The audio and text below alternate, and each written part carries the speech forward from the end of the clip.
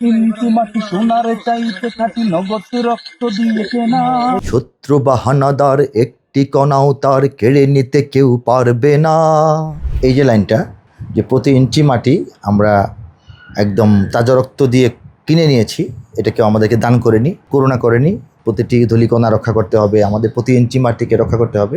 তখনই এই গানটি সম্ভবত এই জন্যেই খুবই গুরুত্ব পেয়েছে এবং প্রাসঙ্গিক হয়ে উঠেছে। আমাদের সেই বীর বিজিবি সৈনিকগণ তারা সীমান্তবর্তী গ্রামবাসী তাদেরকে শোনাচ্ছেন, এমনকি শত্রুপক্ষকেও শোনাচ্ছেন যে আমরা খুবই উদ্বুদ্ধ এবং আমরা খুবই প্রস্তুত, অন্যায় কোনো আচরণ করা যাবে না। এই গানটিকে বাংলাদেশের বিকল্প জাতীয় সঙ্গীত হিসেবেও এদেশের অনেক মানুষ চান বলে তারা প্রকাশ করেছেন।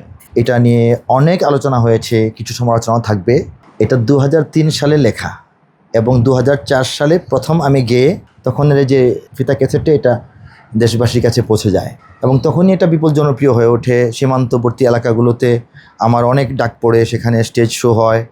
আমাদের তখনকার যুবক তরুণ তারা শুনেছেন, উদ্বুদ্ধ হয়েছেন এবং 2007 সালে এটা আবার বাংলাদেশ টেলিভিশন সহ তখনকার প্রচলিত আরও বেশ কিছু প্রাইভেট চ্যানেলে একযোগে প্রচার হতো, সংবাদের আগে পড়ে, বিশেষ কোনো অনুষ্ঠানের আগে পড়ে। গানটি আমি নিজে গেয়েছিলাম, সেই সূত্রে অনেকে আমাকেও চেনে।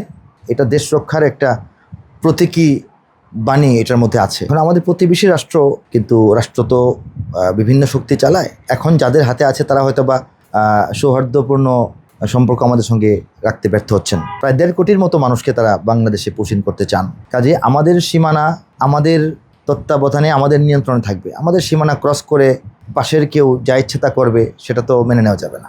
এটাই সার্বভৌমত্বকে রক্ষা করার একটা প্রশ্ন। সেই প্রশ্নে ইঞ্চি ইঞ্চি মাটি রক্ষার যে প্রত্যয়পূর্ণ যে সঙ্গীত, সেটিকে সীমান্তরক্ষীরা বেছে নিয়েছেন এবং আমাদের তারুণ্য বেছে নিয়েছেন। এবং যেখানেই রাজপথে হোক, অলিতে গলিতে হোক, মাঠে ময়দানে বা সেমিনার সিম্পোজিয়াম কোনো হলরুমে হোক, যখনই দেশ রক্ষার প্রত্যয় আসবে তখন এই গানটি যদি উঠে আসে, যদি আলোচিত হয়, সেটা অবাক হওয়ার মতো তেমন কিছু নয়। কবি হিসেবে, গানের লেখক এবং সুরকার গায়ক হিসেবে আমার সঙ্গে হয়তো সবাই পরিচিত নন, এরকমও হতে পারে, কিন্তু গানটি যে পরিচিত হয়েছে এবং গ্রহণযোগ্যতা পেয়েছে সেটি আমার আনন্দের একটি বিষয়। দেশাত্মবোধক সঙ্গীতে এখন খুবই উদাসীন।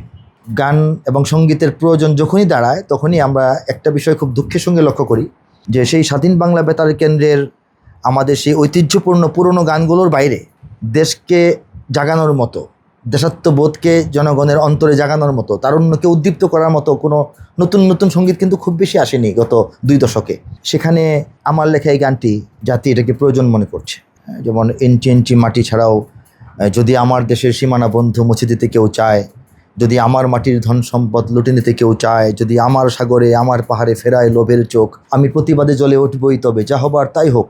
এই শান্ত সবুজ পতাকায় যদি পড়ে শকুনের থাবা, এই সুপ্ত বারুদ জাতি নিয়ে ফের খেলে যদি কেউ দাবা, কোটি মানুষের প্রাণের কুটিরে আগ্রাসনের হাত যদি কেউ বাড়ায়, তবে আবার যুদ্ধ হবে। তো এগুলো দেশের জন্য মূলত উৎসর্গকৃত। আমি হয়তো একসময় থাকবো না, কিন্তু দেশ যদি থাকে তাহলে দেশ রক্ষার জন্যে এদেশের তারুণ্য এবং এদেশের যারা দেশরক্ষী বাহিনী, তারা এই বাণীগুলো থেকে উদ্বুদ্ধ হবেন এবং উৎসাহিত হবেন, এটা আমার বিশ্বাস।